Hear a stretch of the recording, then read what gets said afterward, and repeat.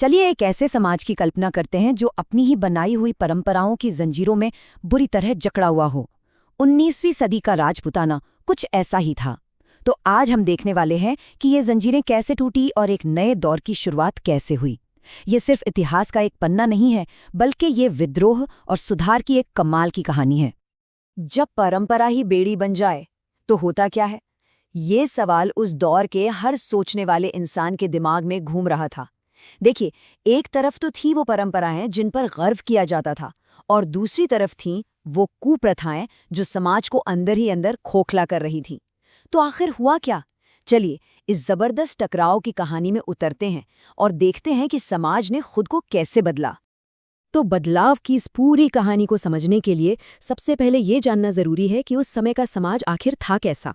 राजपूताना एक ऐसी जगह थी जहां सम्मान, आन बान शान और परंपरा की बहुत ज्यादा अहमियत थी। लेकिन वक्त के साथ जानते हैं क्या हुआ? यही परंपराएं अपना रूप बदलकर समाज पर एक बोझ बन गई। सती प्रथा, कन्यावध, बाल विवाह, ये सिर्फ नाम नहीं है, ये उन भयानक सामाजिक बुराइयों की लिस्ट है जिन्होंने समाज को जकड़ रखा था। और तो और डाकन प्रथा जैसे अंधविश्वासों ने हालत को और भी ज्यादा बिगाड़ दिया था। सच कहूं तो ये रीति रिवाज नहीं थे, ये तो तरक्की के रास्ते में खड़ी जंजीरें थीं। लेकिन जैसा कि कहते हैं, हर अंधेरी रात की सुबह होती है, और राजपूताना में ये सुबह दो तरफ से आई। जी हाँ, दो अलग अलग दिशाओं से। एक थी बाहरी ताकत और दूसरी थी अंदर से उठी एक आवाज, और इन दोनों ने मिलकर ही इन जंजीरों पर चोट की। तो देखिए, हुआ ये कि 1844 से पहले तक ब्रिटिश ईस्ट इंडिया कंपनी ना यहाँ के धार्मिक और सामाजिक मामलों में ज्यादा दखल नहीं देती थी। वो बस सलाह देकर अपना काम चला लेते थे। लेकिन 1844 के बाद सीन बदल गया। जब उनकी पकड़ मजबूत हो गई तो अंग्रेजों ने इन रियासतों पर जोर डालना शुरू कर दिया कि वही कानूनी सुधार करो। उन्होंने कहना शुरू किया कि ये जो प्रथाएं हैं इन्हें खत्म करना होगा, और यहीं से बदलाव के लिए एक बाहरी दबाव बनना शुरू हुआ। मगर ये बदलाव सिर्फ बाहर के दबाव से नहीं आ रहा था, असली आग तो अंदर से लगी थी। स्वामी दयानंद सरस्वती जैसे महान विचारकों ने इन रीति रिवाजों को सीधे सीधे चुनौती दी।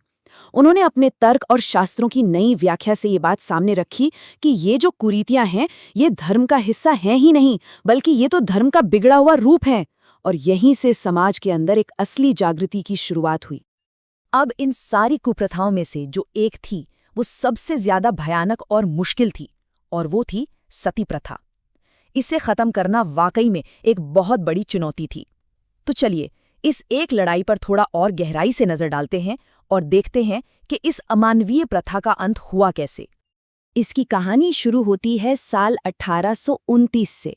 ये वो साल था जब राजा राम मोहन रॉय जैसे महान सुधारक की कोशिशों की वजह से लॉर्ड विलियम बेंटिक ने ब्रिटिश इंडिया में सती प्रथा पर बैन लगा दिया, एक कानून बनाकर। ये एक बहुत बड़ा, एक ऐतिहासिक फैसला था, और इसी फैसले ने पूरे देश में और खासकर राजपूताना में बदलाव की एक लहर पैदा कर दी। हाँ, लेकिन राजपूताना में ये बदलाव कोई एक रात में नहीं आया। ये एक लंबी और बहुत मुश्किल लड़ाई थी जो कई दशकों तक चली। देखिए, 1844 में जयपुर ने सबसे पहले सती विरोधी बिल पास किया। फिर धीरे धीरे 1846 से 1860 के बीच डूंगरपुर, जोधपुर, कोटा, मेवाड़, ये सब राज्य भी आगे आए। और आखिर में 1861 तक अंग्रेजों का दबाव इतना ज्यादा बढ़ गया कि शासकों को जेल भेजने और उन्हें गद्दी से हटाने तक की धमकी दी गई। तब जाकर ये कानून सख्ती से लागू हुए। एक अनुचित एवं अमानवीय कृत्य। स्वामी दयानंद सरस्वती के इन शब्दों में बहुत ताकत थी। देखिए, ये सिर्फ कोई कानूनी दलील नहीं थी, ये तो सीधे सीधे नैतिकता पर सवाल था। उन्होंने उस सोच को ही चुनौती दे दी जो इस प्रथा को पवित्र मानती थी। और यहीं से ये साबित हो गया कि ये लड़ाई सिर्फ कानून बनाने की नहीं, बल्कि लोगों के दिल और दिमाग को जीतने की भी थी। तो सती प्रथा के खिलाफ ये जो जीत मिली वो तो बस एक शुरुआत थी। सुधार की जो ये आग लगी थी वो अब बाकी सामाजिक बुराइयों की तरफ भी फैल रही थी।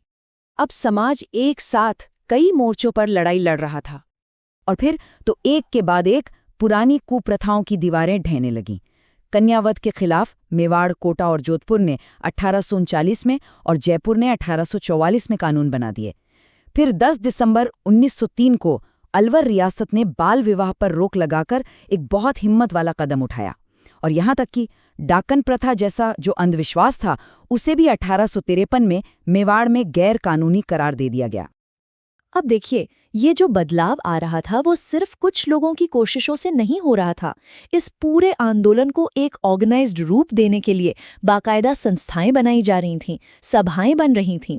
तो चलिए देखते हैं कि इन संस्थाओं ने कैसे इस सुधार की मुहिम को जमीनी हकीकत में बदला। इनमें से 2 संस्थाएं बहुत खास थीं। पहली थी देश हितैषिणी सभा, जो 1877 में उदयपुर में बनी। इसका मेन फोकस था शादी ब्याह में होने वाले फालतू खर्चों को रोकना और बहुविवाह यानी एक से ज्यादा शादी करने की प्रथा पर रोक लगाना। और फिर 1888 में अजमेर में बनी वॉल्टरकृत राजपूत हितकारिणी सभा। इसका काम था शादी की उम्र तय करना और मृत्यु भोज जैसे खर्चों पर काबू पाना। और ये जो वाल्टर शिकृत सभा थी ना, इसकी सबसे खास बात थी इसके प्रैक्टिकल नियम। इन्होंने सिर्फ भाषण नहीं दिए बल्कि सीधे सीधे रूल्स बना दिए।